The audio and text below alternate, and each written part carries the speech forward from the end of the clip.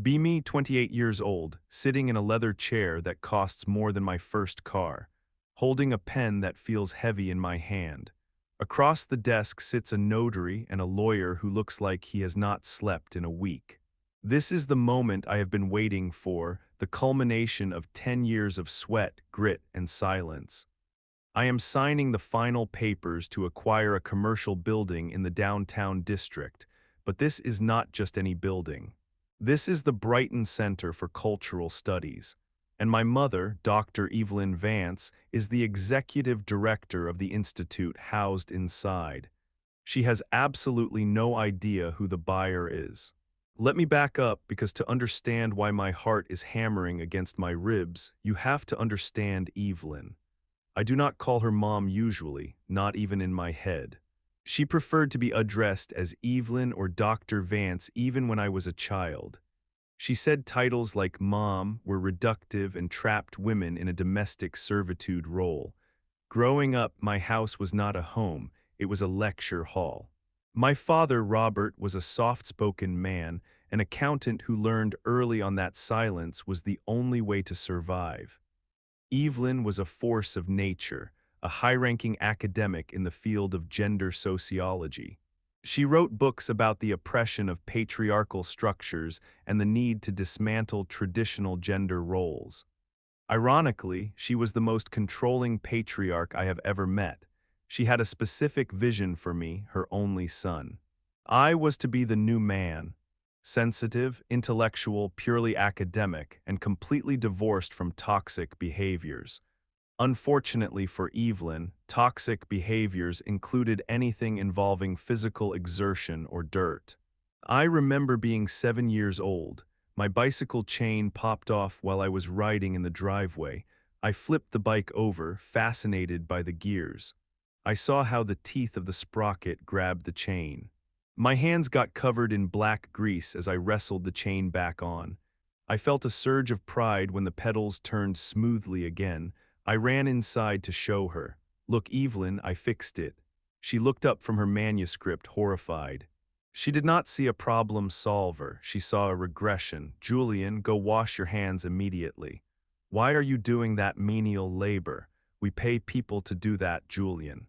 "We do not engage in the glorification of manual servitude." She grabbed my wrist, marching me to the sink. She scrubbed my hands until they were raw and red. "You have a brain, Julian, use it for thinking, not for grubbing around in the dirt like a common laborer." That was the lesson that was hammered into me every single day. Labor was for the uneducated. Labor was for the people who failed at life. Labor was, in her eyes, an admission of intellectual defeat. Fast forward to high school.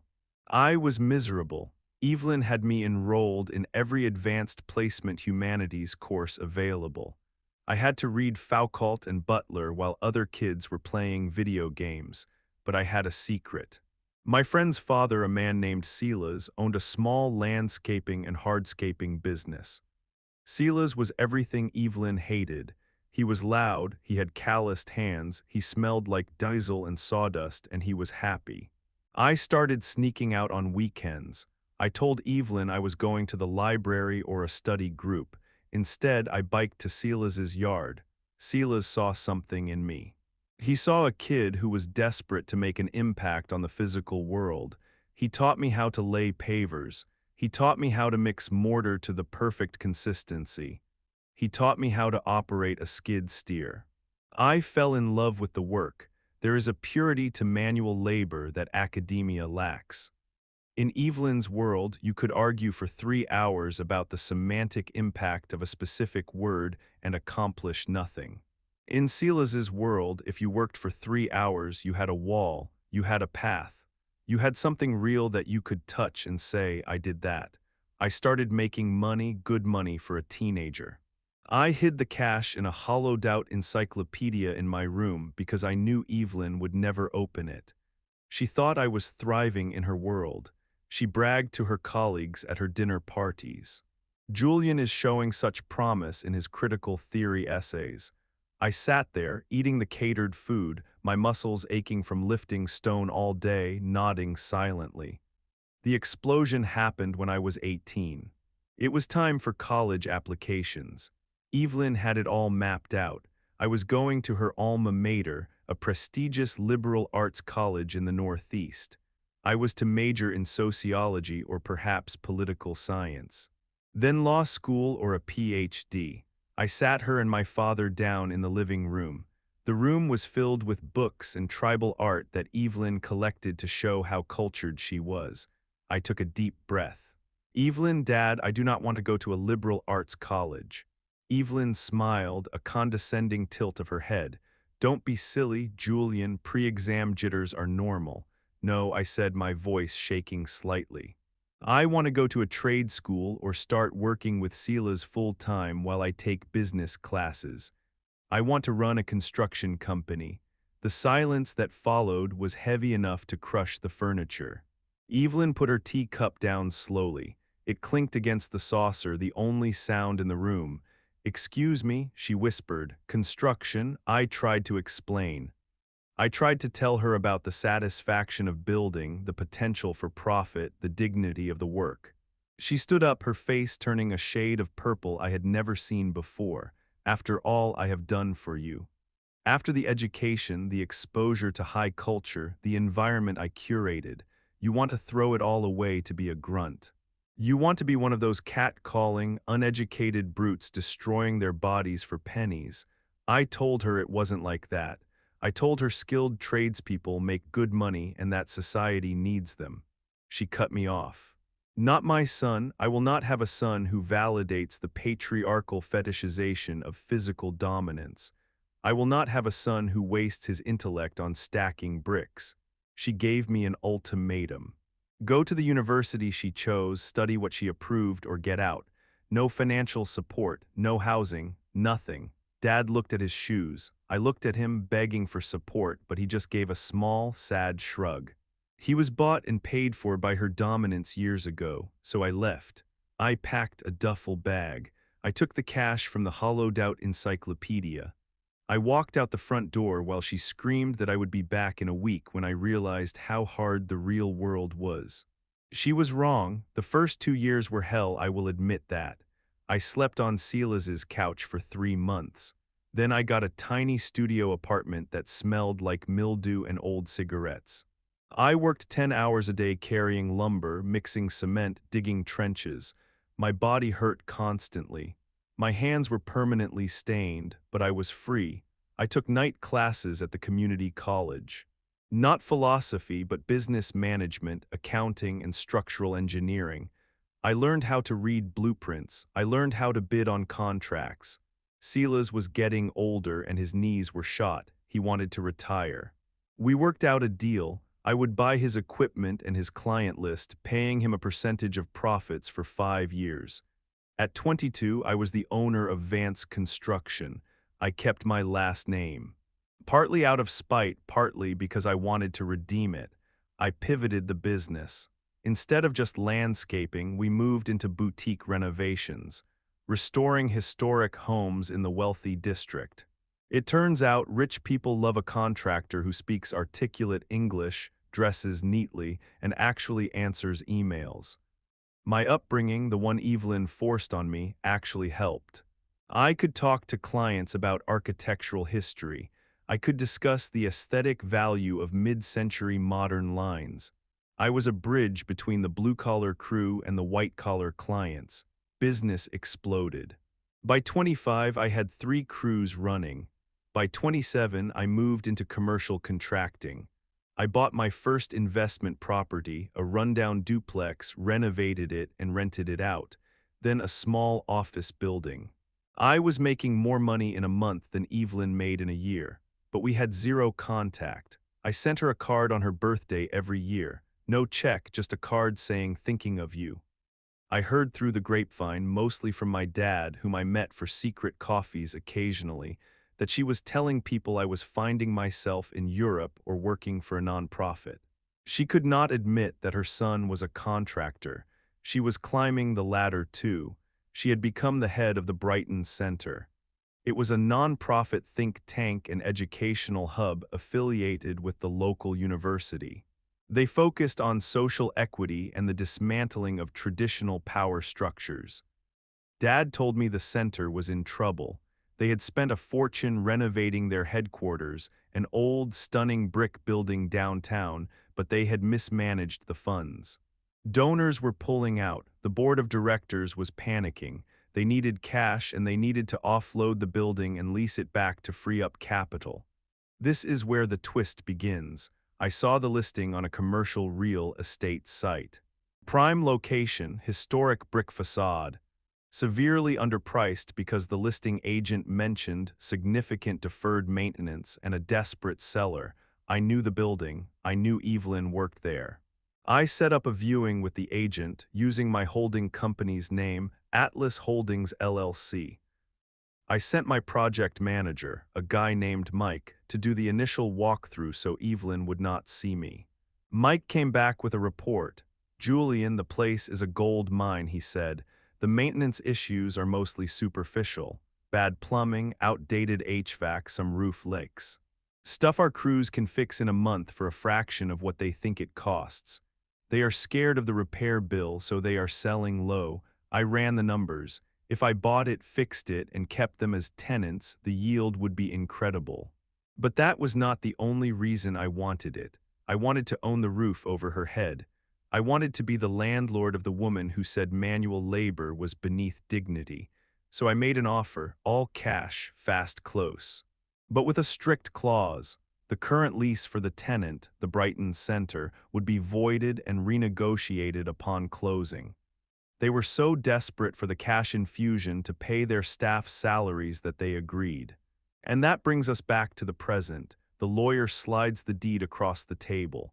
Congratulations, Mr. Vance. The building is yours. I sign my name, Julian Vance. The notary stamps it. I stand up and button my blazer. I am wearing high-end work boots, dark denim, and a fitted blazer over a t-shirt. I look like exactly what I am, a wealthy tradesman. Where are the sellers? I ask. They are waiting in the conference room down the hall to meet the new owner and discuss the lease terms, the lawyer says. Excellent. I walk down the hallway. The floors are marble, but I can see the cracks they tried to hide with rugs. I can smell the dampness in the air from the HVAC leak they ignored. I know exactly how to fix it. I reach the double doors of the conference room. I can hear Evelyn's voice inside. She is lecturing someone. We must ensure the new ownership understands our mission and provides us with a rent structure that reflects our contribution to society. We cannot be beholden to corporate greed. I push the doors open. There are 5 people in the room, 3 board members in suits looking anxious. My father, who is on the board as a treasurer, of course she made him do it, and Evelyn. She is standing at the head of the table, wearing a sharp gray suit and her signature glasses. She stops talking as I enter. She looks at me. Confusion washes over her face. Julian, what are you doing here? She looks at my boots. Did you? Are you here to fix the air conditioning? She turns to the board members with a flustered laugh. I apologize, this is my son. He works in maintenance. He must have the wrong room. Julian, please leave. We are waiting for the new owner of the building. The lawyer who followed me in clears his throat.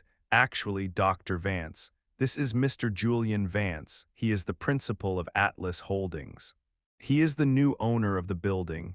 The silence in the room is absolute. It is colder than the liquid nitrogen I used to freeze pipes. Evelyn's face goes white. She grips the back of the chair. That is impossible. Julian. You bought this building. With what money? I walk over to the empty chair at the head of the table, the one opposite her, and sit down. Hello, Evelyn. Hello, Dad. Dad's jaw is on the floor, but there is a glimmer of a smile in his eyes. I bought it with the money I made stacking bricks and fixing toilets, Evelyn. I bought it with the profits from the manual labor you forbade me to do. Evelyn trembles. This is a joke. You cannot own this institution. This is a place of higher learning, a place of cultural significance. I lean back. Actually, I own the bricks, the mortar, the roof, and the land. You just rent the space inside it. And speaking of rent, we need to talk. She sits down heavily as if her strings have been cut. But but we have a mission. We advocate for the oppressed. You represent everything we fight against: capitalism, gentrification, toxic accumulation of wealth. I laugh. It is a dry, humorless laugh. Evelyn, your roof is leaking. Your basement has black mold because you did not maintain the drainage system. Your electrical panel is a fire hazard. You spent your budget on conferences and gala dinners while the physical structure around you rotted. I am here to fix the building. Whether you stay in it depends on whether you can pay the market rate. She looks at the board members.